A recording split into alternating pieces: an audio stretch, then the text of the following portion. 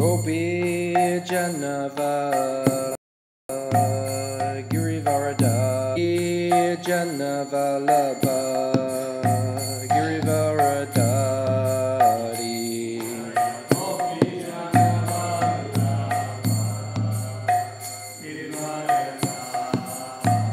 Ishodanandana Vrajanaranjana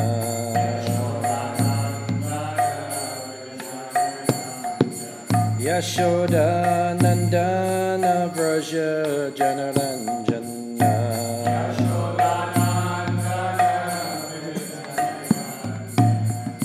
Jamuna Tira Vanachari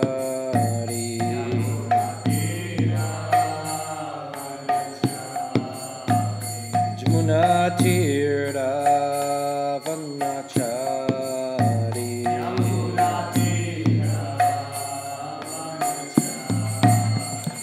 Jayo Radha Madhava Kunja Bihari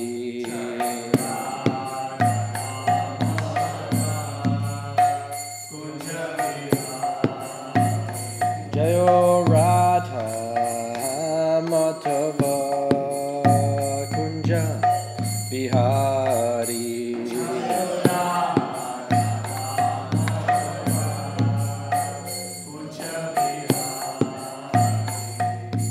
Gopi Janabalabha Girivaradari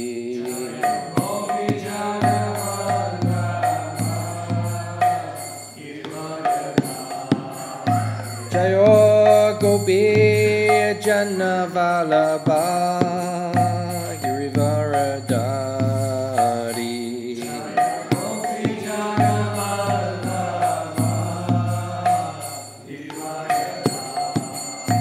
Yashodanandana Vrajanaranjana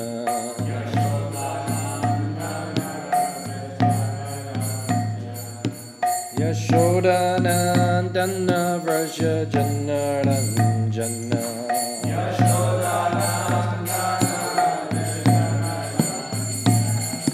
Jamuna Tira Vanachari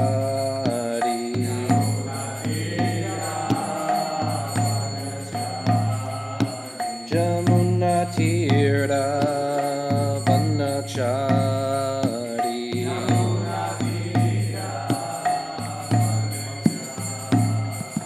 Jaya Radha Madhava Kunja Bihari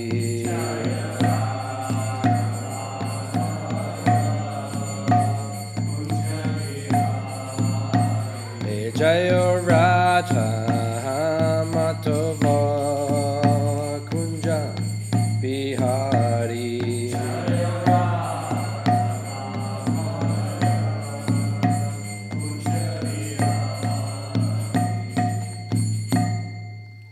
Jayam Vishnupad Paramahamsa Paragajagacharya Ashtotala Satashishimad His Divine Grace A.C. Bhaktivedanta Swami Prabhupada ki Anantakoti Vaishnava Brindi ki Grantaraj Śrīmad Bhāgavatam ki Go Prem Anande All glorious to the assembled devotees, all glorious to the assembled devotees, all glorious to the assembled devotees. All glories to Sri Guru and Sri Gauranga. Narayanam namaskritya naram cheva nirottamam devim saraswatim vyasam tato jayam udirayet. Om namo Bhagavate Vasudevaya. Om namo Bhagavate Vasudevaya. Om namo Bhagavate Vasudevaya.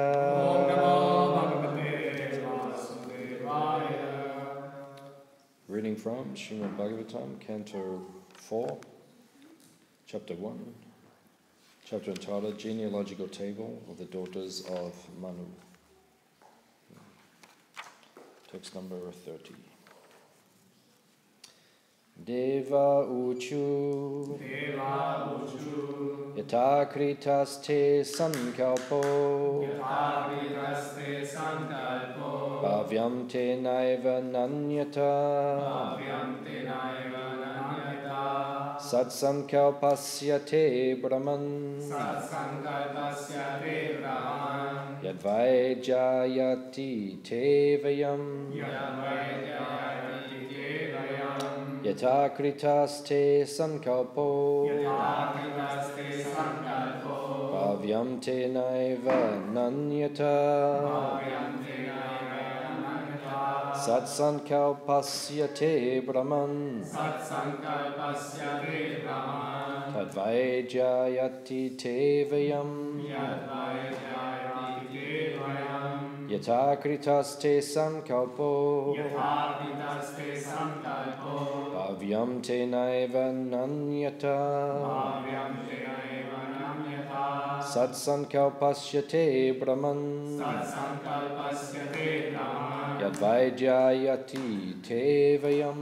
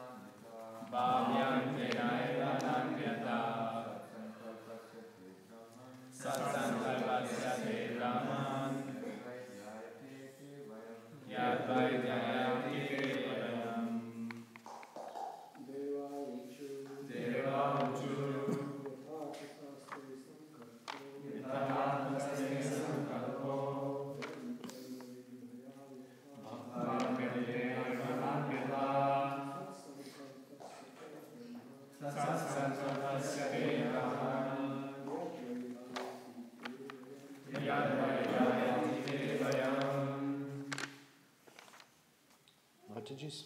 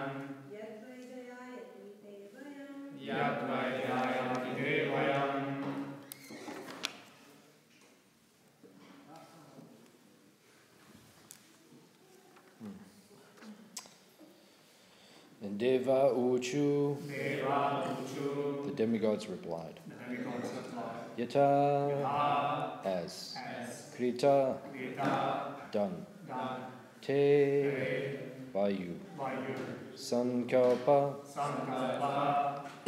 determination, Bhavyam, to be done, Tena Eva, by that, Na anyata, not otherwise. Sat sankalpasya, one whose determination is never lost. Te, of you. Brahman, O dear Brahmana, O dear Brahmana, yat, that which, vai, certainly, jayati, meditating, te, all of them, vayam, we are. Translation and purport by His Divine Grace A.C. Bhaktivedanta Swami Śrīmad Prabhupada. The three deities told Atri Muni, dear Brahmana, you are perfect in your determination, and therefore, as you have decided, so it will happen. It will not happen otherwise. We are all the same person upon whom you are meditating, and therefore we have all come to you. Translation responsibly. The three deities told Atri Muni. Dear Brahmana, you are perfect in your determination. And therefore, as you have decided, so it will happen. It will not happen otherwise. We are all the same person upon you. We are all the same person. Upon whom you are meditating. And therefore we have all come to you. Purport. Atri Muni unspecifically thought of the personality of Godhead, the Lord of the universe, although he had no clear idea of the Lord of the universe nor his specific form. Mahavishnu, from whose breathing millions of universes emanate, and into whom they are again withdrawn, may be accepted as the Lord of the universe. Garbhodakshaya Vishnu, from whose abdomen sprouted the lotus flower, which is the birthplace of Brahma, may also be considered the Lord of the universe. Similarly, Kshirodakshaya Vishnu, who is the supersoul of all living entities, may also be considered the Lord of the universe. Then, under the order of Kshirodakshaya Vishnu, the Vishnu form within this universe, Lord Brahma, and Lord Shiva may also be accepted as the lords of the universe. Vishnu is the Lord of the universe because he is the maintainer. Similarly, Brahma creates the different planetary systems and the population. So he also may be considered the Lord of the universe. Or Lord Shiva, who is ultimately the destroyer of the universe, may also be considered its Lord. Therefore, since Atri Muni did not specifically mention whom he wanted, all three, Brahma, Vishnu and Lord Shiva, came before him. They said, since you were thinking of having a son exactly like the Supreme Personality of Godhead, the Lord of the universe, your determination will be fulfilled. In other words, one's determination is fulfilled according to the strength of one's devotion. As stated in Bhagavad Gita, Yanti Deva Brata Devam Pitrin Yanti Pitri Brata. If one is attached to a particular demigod, one is promoted to the abode of that demigod. If one is attached to the Pitas, or forefathers, one is promoted to their planet. And similarly, if one is attached to the Supreme Personality of Godhead, Krishna, one is promoted to the abode of Lord Krishna. Atri Muni had no clear conception of the Lord of the universe. Therefore, the three presiding deities, who are actually the lords of the universe in the three departments of the modes of nature, all came before him. Now, according to the strength of his determination for a son, his desire would be fulfilled by the grace of the Lord.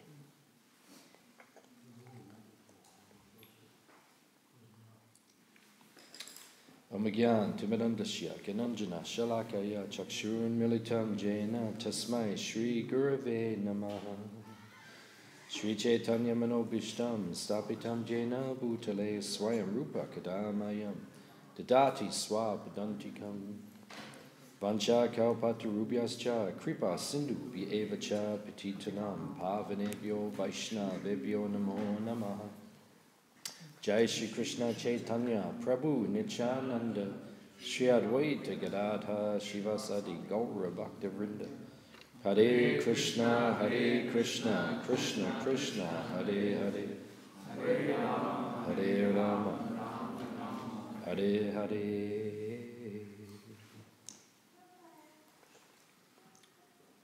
Too much noise coming from somewhere. Which child is that? If they're quiet, they can stay, but if they're making noise, they have to go outside. Otherwise, it's too hard to concentrate. Okay. Too distracting otherwise. Okay. See you, Papa.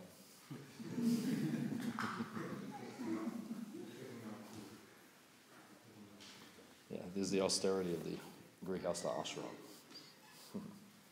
Okay, so this is also the subject matter of this particular verse, populating the universe. In other words, Grihastha ashram. Prabhupada says in the very first purport of the Bhagavatam, Canto 1, Chapter 1, Verse 1, in the purport, Prabhupada says, sex life is the active principle of the material world. The whole thing is only going on for one purpose, because it's sexual pleasure. Right? If there's no sex life in the material world, the whole thing stops. It only goes on for that reason. If there's no sex life, people will not be enthused to do anything. If sex life is there, they will tolerate almost anything. They'll do so much austerity for sex life. But if it is not there, then people cannot do austerity. So that is why the material world is continuing on and on and on. The original sexual attraction is called Adi Ras. The Adi Ras is the original attraction between the original male and the original female. So that is Radha Krishna. That is the original Adi Ras. In this world, it is a perverted reflection of the original rasa. Because Krishna is the supreme enjoyer, and he enjoys conjugal pastimes with the gopis, with the queens, with Srimati Radharani, right? And all of her expansions. That is reality. That is God, his own energy, enjoying eternally in reality. That's God's prerogative. That's how he desires to enjoy. He can enjoy like that. In the material world, when we come here, we try to imitate the original enjoyer.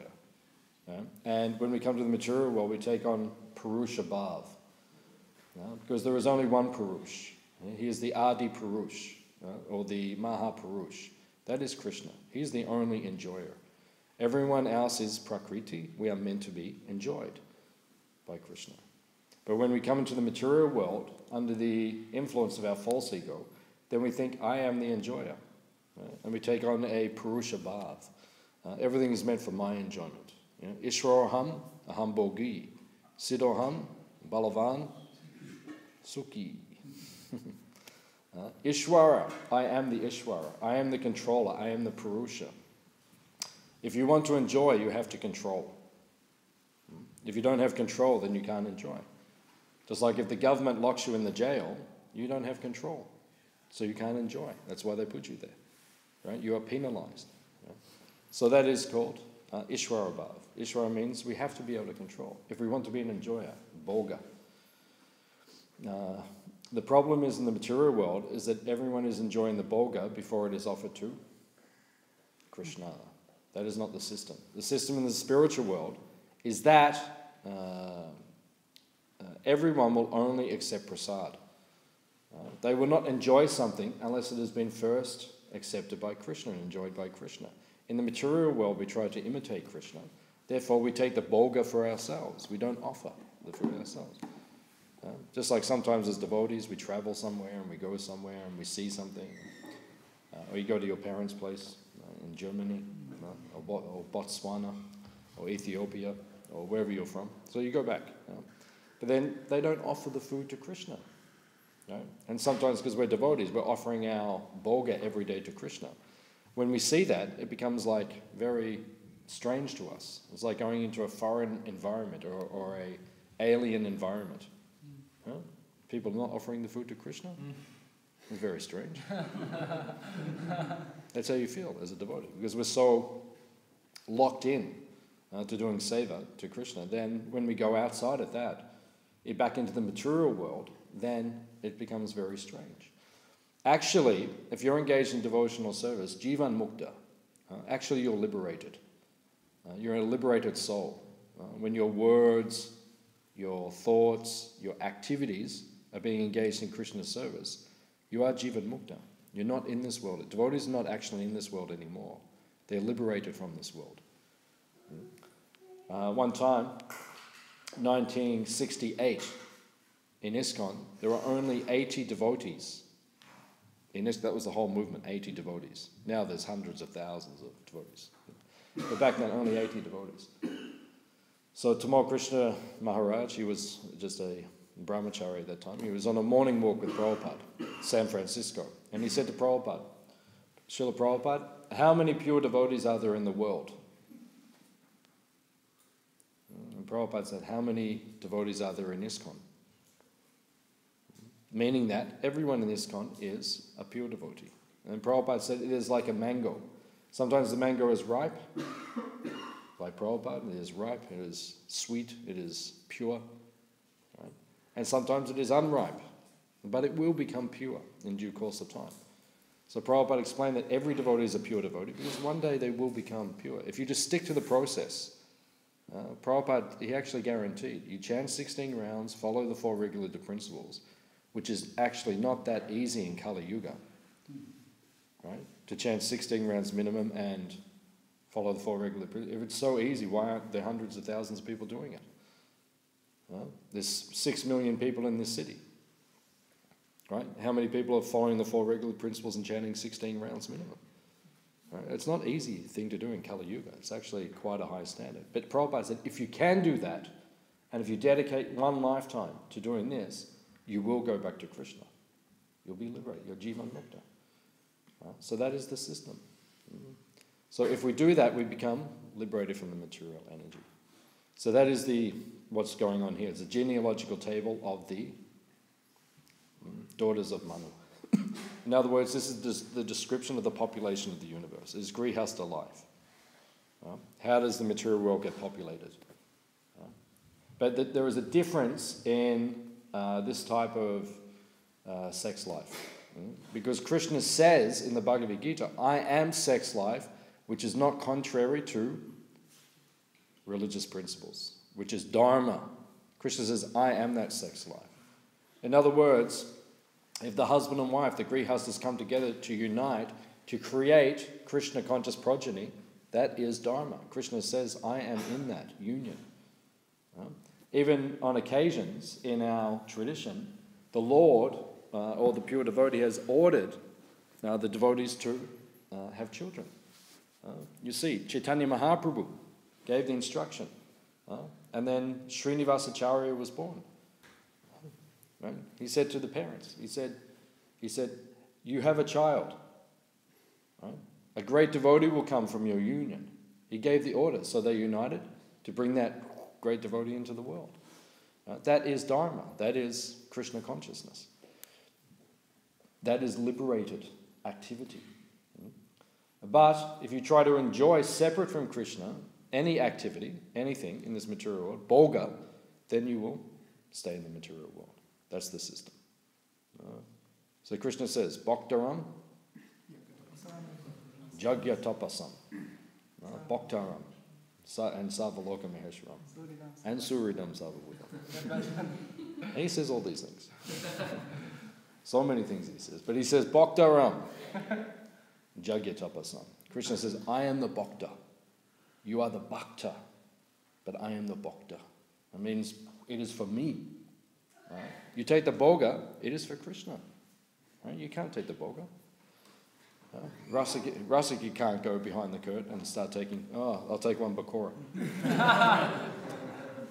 Dip in the chutney and then like that. You know, what will happen? Right? Mama Home will jump on the altar, haste. Grab him, throw him out the door.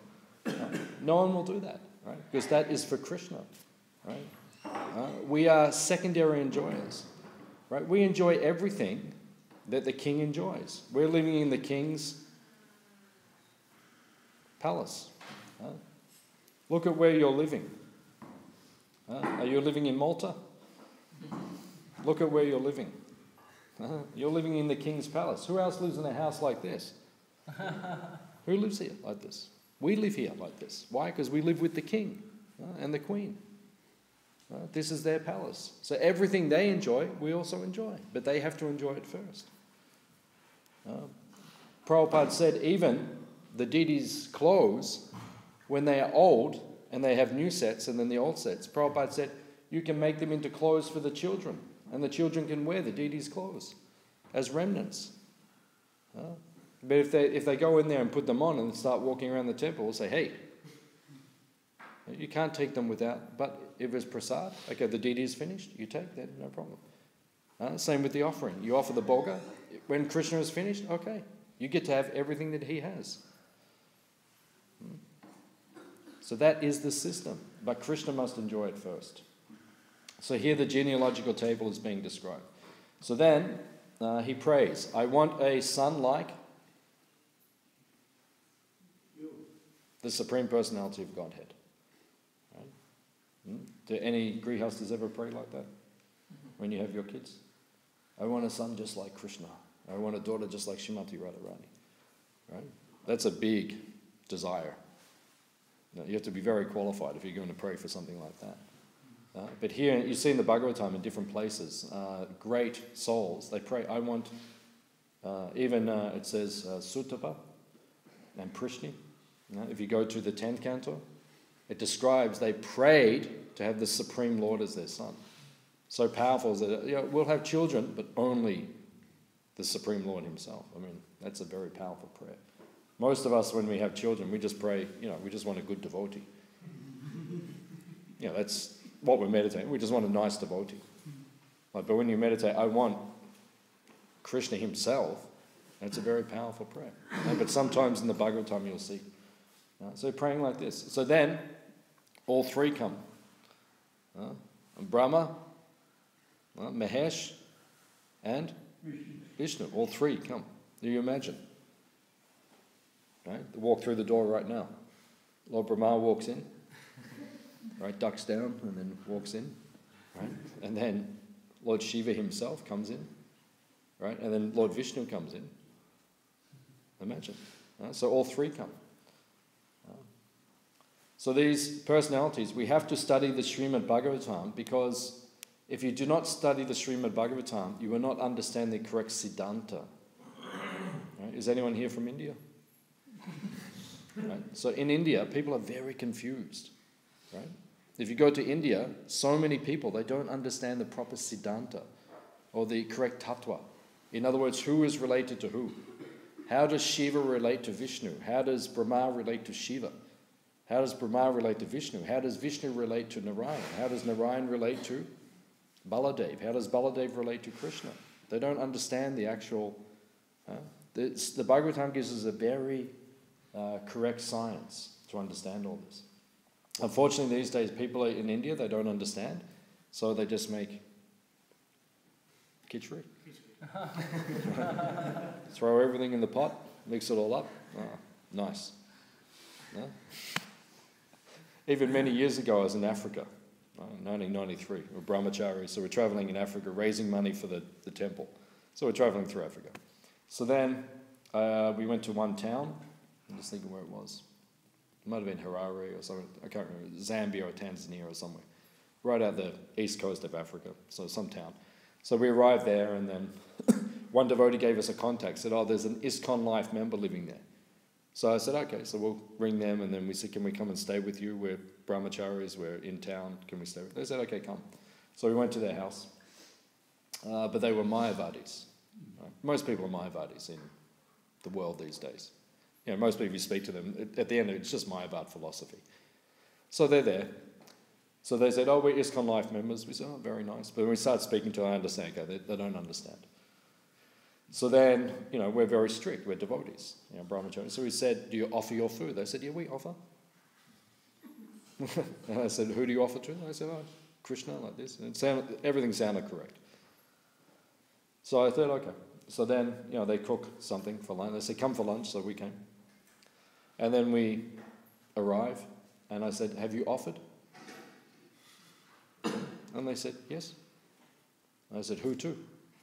I said, we're offering to you.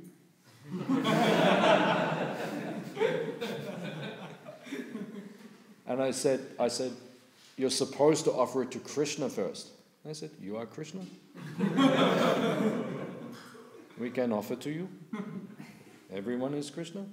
You can offer? On that? This is not the system. I said, okay, we will offer. We will offer. We will do the cooking like that. So we had to explain these things to them. Most people do not understand. So this is the system these days. Everyone just throws everything in together. Just like every year they have Rath-Yatra in Jagannath Puri, right? But then on the television, they broadcast the Rath-Yatra every year.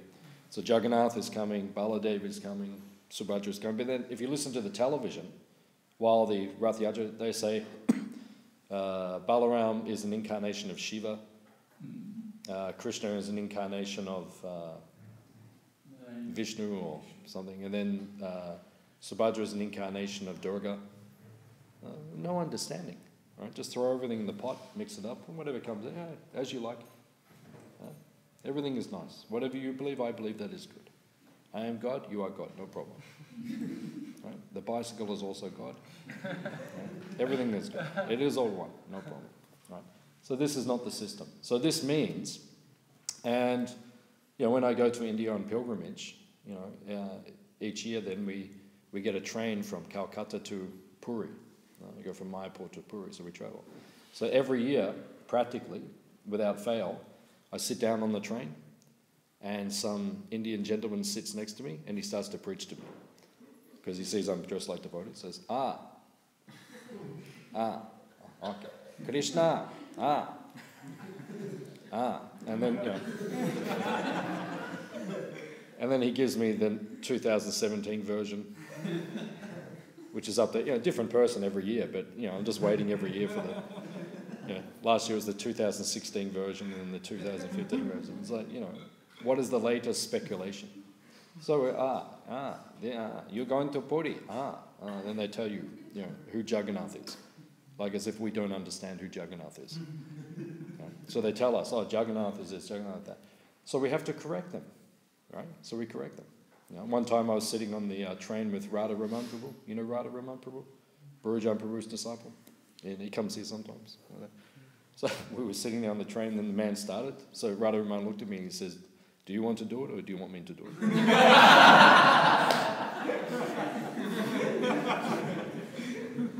I said, I'll do it. He said, good, I'm chanting. He said, you do it like that. So the first thing I point out to them, whenever we're preaching, I said, have you read the Bhagavad Gita?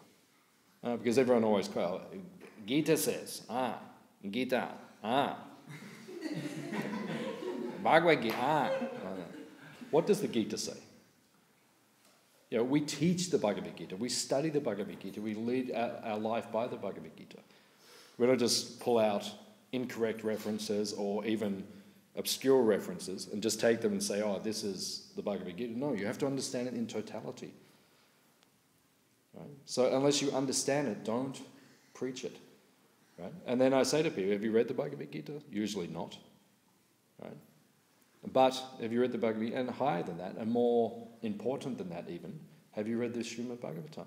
Because if you actually study the Śrīmad Bhāgavatam in the parampara system, evam parampara praptam imam rajashyo vidu, right? If you actually understand it in parampara through Prabhupada's purports, you will understand the tattva correctly. Right? Shiva is not Krishna. Brahma is not Shiva. Vishnu does not have the potency of Krishna. Even Lord Balaram doesn't have the potency of Krishna. Right? So unless you understand and study these things properly, you're not qualified to speak. As Prabhupada writes, a fool remains unknown until he opens his mouth. Right? And then you know. You can dress any way you want. You put your turban on and dress any way you want. Look very learned. As soon as you speak, everyone will know. What do you actually know about Krishna? What do you actually know? You must understand everything properly. Right? And sometimes even the devotees in ISKCON don't understand properly. No? Because you have to study under the guidance of a spiritual master. You must have qualified people who are teaching you the siddhanta, the tattva, correctly, so you understand everything correctly. So here, as Prabhupada is pointing out in the purport, then according to what you meditate on, that's where you will go. So Krishna himself says here, in the Prabhupada is quoting from Bhagavad Gita, chapter 9, verse 25, Yanti Deva Vrata. So in this verse, the word sankalpa is there. In Bhagavad Gita, Krishna says vrata. So what do these words mean? Sankalpa, vrata. Yeah, determination, vow, right? If you want to get anything in life, you have to have sankalpa. Anything in life. You don't get anything unless you have a sankalpa. Sankalpa means a firm desire to achieve something. Unless you take a vrata. Right? How do you think you become advanced in Krishna consciousness? Hands up if you want to become advanced in Krishna consciousness. Right? We all want to become advanced. Right? We don't want to remain neophyte devotees. That's not the purpose of the Krishna consciousness movement. Prabhupada didn't work so hard and establish a society, so we all stay on the platform of Kanishta Adhikari. He wanted us to come to Majjhima Adhikari, not just Majjhima Adhikari, but advanced Majjhima Adhikari. And eventually, Uttama Adhikari, like very advanced devotees. But you don't become a Majjhima Adhikari or an advanced Majjhima Adhikari devotee unless you are very determined, unless you take vrata. That's why we take vows at the time of initiation. This is a serious movement. Right? It is serious. You have to take vows. If you want to get somewhere in Krishna consciousness, you have to become firm and fixed in determination. 16 rounds a day for the rest of your life. Hands up if you can do that. Okay, 1, that's good, 2, 3. Yeah. Every day, 16 rounds. We will guarantee we will do that. That's a big vow.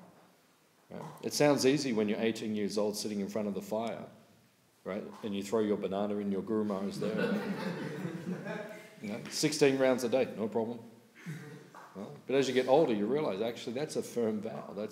You have to organize your life. You have to become very serious in Krishna consciousness. Many devotees cannot maintain that vow their whole life. Right? They go through periods where they can't always chant 16 rounds. That's that. Some of the grihastas struggle. One grihasta was telling me the other day. He said, I usually finish my final 8 rounds after 9 o'clock at night. Just trying to keep up with his grihasta life. It's a firm vow. It's a fixed vow. But you have to be determined. And it's a test from Krishna. If you want to get Krishna, if you want to attain Krishna, if you want to go to Goloka Vrindavan, if that is your desire, you have to take a firm vow. Vrata means I am fixed. Ekeha kuru nandana. Right? Just one pointed to get back to Goloka Vrindavan. Right? And Krishna will test you along the way. And even when you're leaving this world, when you're liberated, and you'll leave this body and you're going back to the spiritual world, you have to pass through all the different layers of the material universe. So you have to go through earth, water, fire, air, ether, mind, intelligence, and ego. And as you travel through, you are offered everything within that element, that element. There are elephants there, actually. There's elephants, the 4 elephants at the side of the universe, but not them. But if you go through, then you have to, everything that element will offer you. So you go through earth, what does earth offer you? Right? All the beautiful scents. So as you're going through, do you want to go back to Krishna or do you want to stay here and enjoy all the beautiful fragrances in this world? Right? Then you go through water. What does water give you? Right? Taste. Huh? I want to go back to Krishna.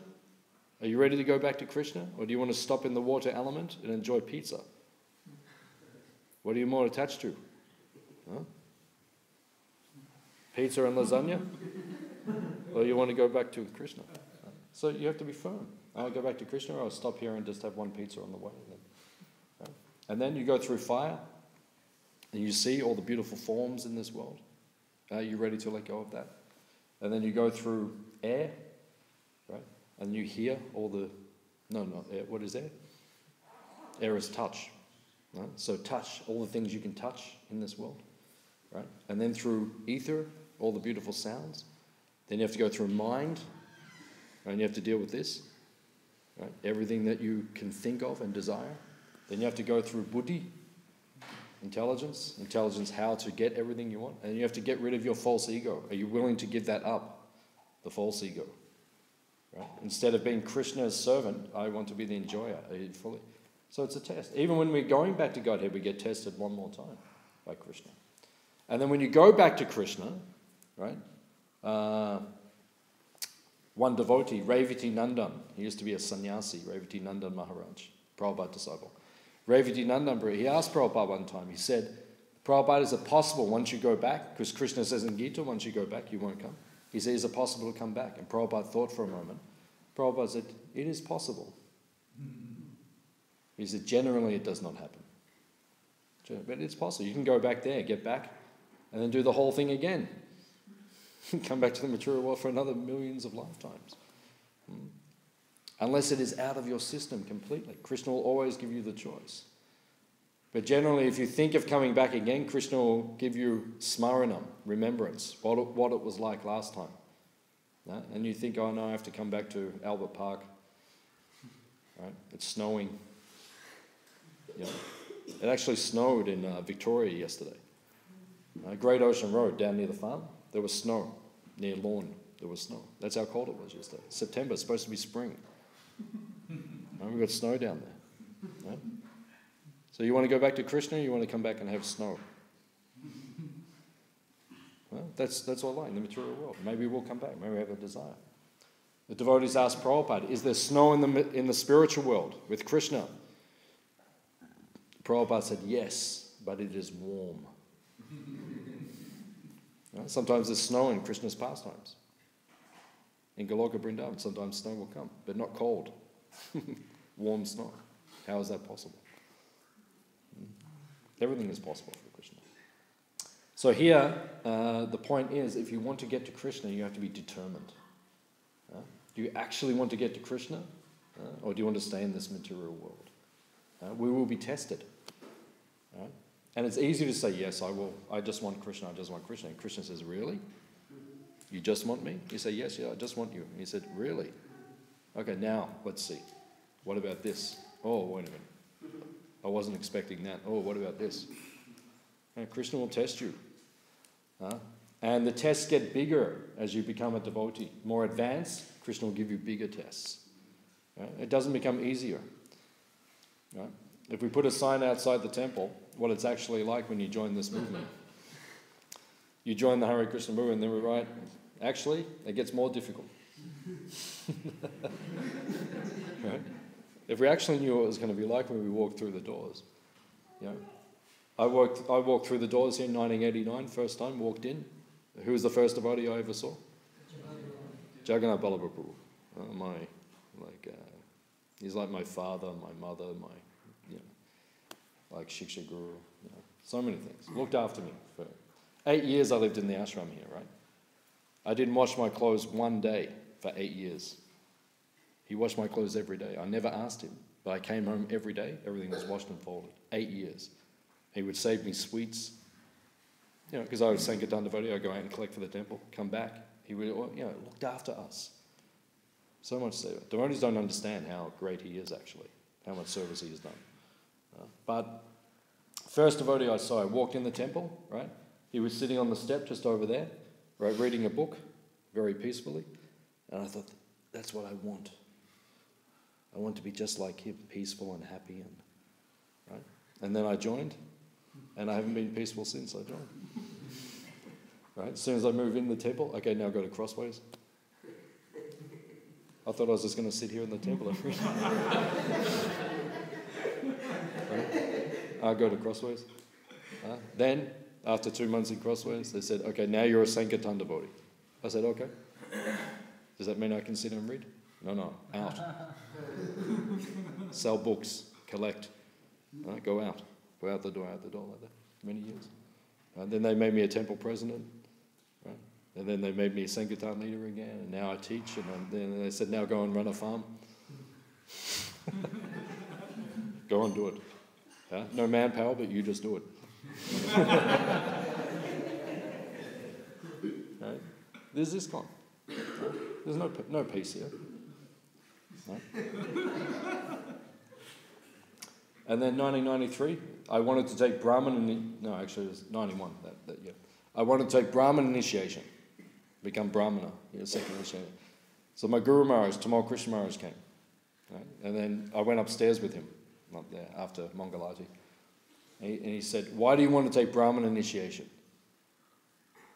Very, you know Tamal Krishna Maharaj? Very like heavy, like that. Very heavy. So he said, why do you want to take Brahmin initiation?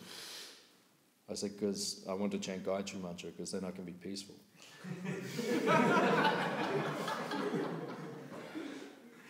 And he said to me, do you think Arjuna was peaceful on the battlefield of Kurukshetra? I said, no. Right? He wouldn't give me Brahmin initiation. He made me wait 3 years. Right? 91, he said next year. I came back 92, he said next year, 93, and then he gave like that. Because my consciousness was not correct. Because I wanted to become Brahmana for the wrong reason. Not means if you take second initiation, means you can do more service for Krishna. Not that you just become peaceful and just chant Gayatri mantras and then after that just read some Bhagavatam. No, you have to do seva for Krishna, whatever is necessary. One time Prabhupada came to Mayapur. Prabhupada travelling around the world, and he came to Mayapur. And then he looked into, there was only one building there, right, the Lotus building. And then he looked into the field, and there were some crops, rice, needed to be harvested. And Prabhupada said, why they're not harvesting? And why the devotees are not harvesting? And then devotees said, oh, Prabhupada, because they are Brahmanas. And Prabhupada said, Brahmana means you will do the needful. He said, tell them to go out and you harvest. And Brahmana will do whatever is necessary. Not I am Brahmana, I cannot, no. I will just sit on the Vyasasana and speak, no problem. No, you have to go and do whatever is necessary. Even one time they had a preaching program in Bengal, Bangladesh, right? They're all devotees traveling, like through different towns.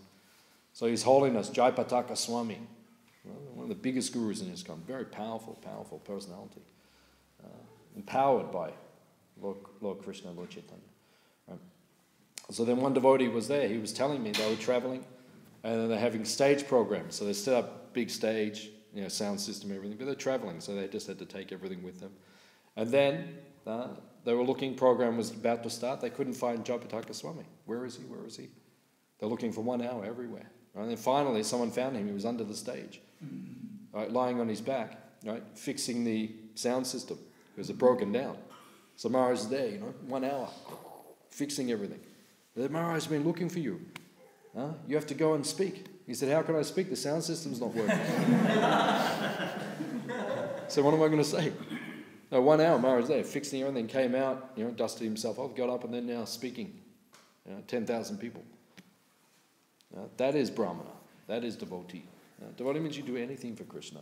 No, I can't do. I am the Brahmana. You go and ask someone else. No, that is not devotee. That's not the system. System is whatever you do, whatever you're asked to do, you take that is coming from Krishna. If the temple authorities, your guru, my spiritual master, he said, whatever the temple authorities, you take that is coming from me. They give you some instruction, that is coming from me. So if your authorities, they say you do some, say you do some. Why do we chant Hare Krishna? Hare Krishna, Krishna Krishna, Hare Hare, Hare Ram, Hare Ram, Ram Ram, Hare. You're chanting every day, right? How many times you chant? 16 rounds. How many names is that?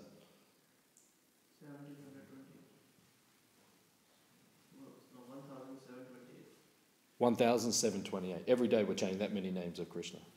Okay? Every day. We chant 16 rounds. Right? So you're chanting thousands of names. So Prabhupada said, what is Prabhupada's the most basic description or translation of the Maha Mantra? O Lord, O energy of the Lord, please engage me in your service. Hare Krishna, Krishna Krishna, Hare Hare, Hare Ram, Hare Ram, Ram Ram, Hare.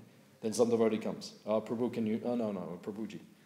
I'm chanting. I have to do this. No. You're being asked to do seva. Of course, you have to be practical. Your first service is to finish your rounds. That's your first service. Right? Then all the other services, they come. Like that. So it means we have to be practical as well. But the point is, we have to be surrendered to Krishna. That is the essence. So we'll stop here. We'll see if there's any questions or comments, what we discussed. Today, Haridas Thakur Kesava, you want to tell something? Haridas Thakur. I'll see if there's any more questions and then I'll speak something. You mentioned how we have to follow Founder-Acharya principle and chanting. And if we don't, there is a fear. It's not because of love. Like, if you don't do that, there is a fear around doing simple activities. How to avoid that fear and have emotion instead of that, okay, I'm doing it for love or whatever, which is not possible.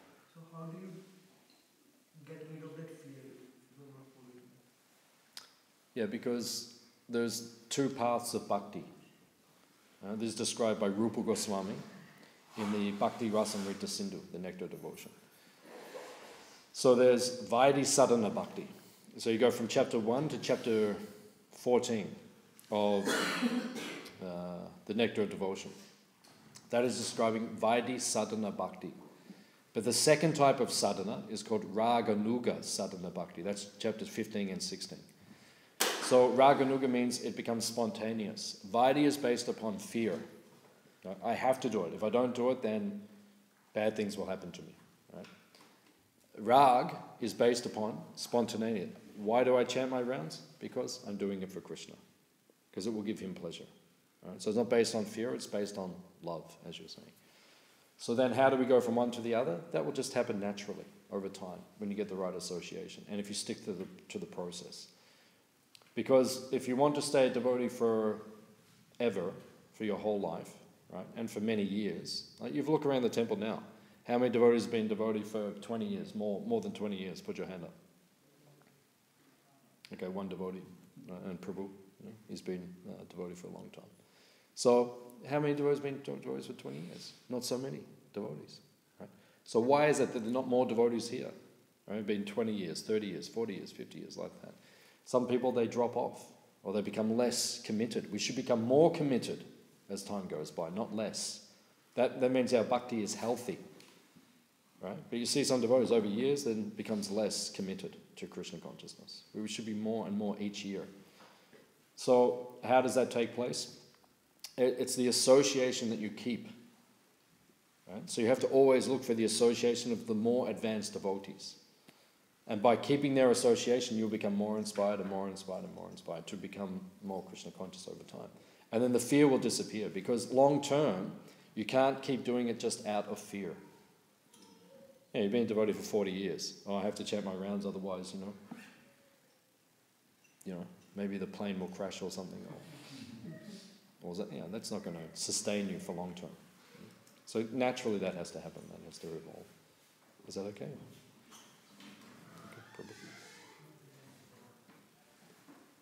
You say Balaram doesn't understand Krishna. In the Krishna book, it says Krishna and Balaram are both the Supreme Personality of Godhead. The only difference between Krishna and Balaram is the color. Krishna is black and Balaram is white. What did I say? What was my comment? I said, I think I said Balaram doesn't fully understand Krishna himself. I think that's what I said. Or? Yes. They're equal. Equal, yeah. But the Brahma Vimohan Lila, basing on the Bhagavatam, because the Bhagavatam is our final authority. Krishna's tu Bhagavan Swayam. That is the... Yeah, that's what I'm saying. So but Krishna is the original person. And Balaram is the first expansion. That's the essence of the Bhagavatam. So therefore, I think I said in the class, that even Balaram doesn't fully understand Krishna. In the Brahma Vimohan Lila, even Balaram became bewildered. Whereas that's the difference. Krishna can never become bewildered by Balaram. Balaram could and does sometimes become bewildered by Krishna, showing that Krishna is that's the essence of the Bhagavatam, that Krishna is the original personality. So I wasn't trying to put down on Balaram. But I think that's what I was trying to say. Sometimes they say even Krishna will understand himself fully. Yeah, that statement's there in the very end of the Krishna book. Prabhupada says that in the prayers of the personified Vedas. Prabhupada says it's not correct to say Krishna does not know himself, because you say Krishna does not know himself, you're limiting him. But then Prabhupada says as soon as he understands everything about himself, he realizes, oh, there's more to be known. So then the next moment, he understands all of that, but then he realizes, oh, I'm more powerful than that.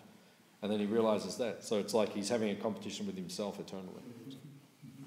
Like that, so. Yes, sir.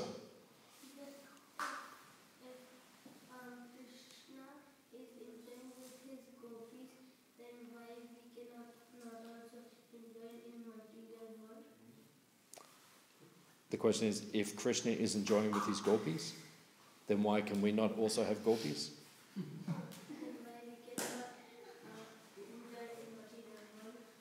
Why can't we enjoy in the material world? We explain that in the class. In the spiritual world, Krishna is the Adi Purush.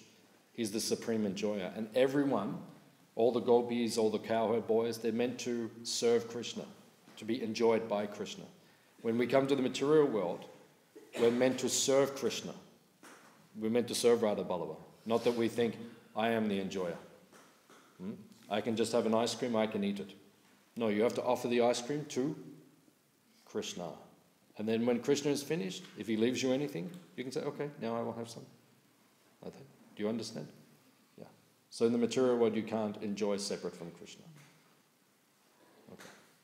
You were saying that after, like, one soul passes through all the couplings in the universe, and then actually, even after he gives up false ego, still there will be the last test. Is that right? So what is that test? Well, Prabhupada says the last snare of Maya is to think you are God. So that's what false ego, you'll be tested as you go through false ego. Because after false ego is Brahma Jyoti. So then on the way through Brahma Jyoti, you think, oh, this is nice. I am supreme. I'm part of the light. I'm part of the oneness. So that's also a test. So that's the last snare, to think you are God. So we have to give that up as well. Any other questions? No? So today is the disappearance day of Srila Haridas Thakur, Namacharya. On this day he disappeared from the earth. Every day he took a vow to chant 192 rounds. You think your life is difficult? No? It means you have to have nam ruchi. You have to have taste. If you're going to chant, we struggle with 16 rounds. 192 a day. He had so much taste. It's 64, silently he was chanting. Right? 64, next 64, softly. You could hear him. Last 64, loudly, for the benefit of all the living entities. The most powerful type of chanting is when we chant and many other living entities hear it. That is called Sankirtan. So then, at the end of his stay in this material world, because his body was getting old, he was finding it very difficult to finish his rounds. No? So then, Lord Chaitanya said to him, you don't have to chant 190, you're already perfect. You don't have to chant 192, you're older now. He said, no, this is my vow, I must chant. So he was trying. And Prabhupada says that if we do not chant our rounds, we don't finish our rounds each day, he said you are in a diseased condition. Your bhakti is diseased. If you can't finish your rounds every day, there's something wrong with your bhakti. And you must, that's the first service to the Guru, is to finish your rounds. 16 rounds attentively. So then, he was given the benediction, Haridas Thakur, like Bhishma Dev, that he could choose the time that he wanted to leave this world. So Lord Chaitanya came to see him. Lord Chaitanya was coming every day to see him. He said, I don't want to stay after you leave this world. It would be too painful for me. If you leave and I'm left here without you, I cannot survive. So I will leave before you. So he took Lord Chaitanya's feet on his chest, and he looked at Lord Chaitanya's face, right, chanting the holy name. Then he left this world. Lord Chaitanya picked up his body and started to dance with his body. He said his body is pure, because he has used his whole life in Krishna's service. So he was dancing and chanting. Right? And then they went to the beach at Jagannath Puri and put his body in the water. And Lord Chaitanya personally bathed his body. And they dug a big hole on the sand dune at the back. at the beach, a big hole, and then they placed his body, and they took Jagannath's Mahaprasad and the rope from the Rath Yatra cart and different types of auspicious articles. They placed them in the tomb, in the pit with the body of Haridas Thakur, and then Lord Chaitanya covered it. He said, this place and this ocean have become purified by Haridas Thakur, Namacharya, the most elevated devotee of Lord Chaitanya. So if you go to Jagannath Puri, you can see the Samadhi Mandir is still there of Haridas Thakur. So then Lord Chaitanya himself went to the Simhadwara, to the main gate of the Jagannath temple, and he begged prasadam from all the devotees who were selling prasad, Jagannath's Mahaprasad. He said, please, we want to have a feast in honor of Haridas Thakur's passing. So many of the devotees, they gave prasad, and Lord Chaitanya took, and he sat all the devotees down, and with his own hand, he went around and he served everyone prasad. With the hand of Lord Chaitanya, he served all the devotees. But the devotees would not eat, because they're not going to enjoy before Lord Chaitanya has taken prasad. So Swarup Damodar Goswami, he said to Lord Chaitanya, Mahaprabhu, you have to sit. Right? If you take, then they will take. So he sat down, they served Lord Chaitanya. He took prasad, he said, Hari, Hari. Right? And then everyone said, Hari, Hari. And then they all took Mahaprasad. And then this was the celebration of Haridas Thakur's disappearance from this world. So Haridas Thakur ki. Yeah. We could say more, but that's a long story. So, Srila Prabhupada ki. Yeah. Hare Krishna.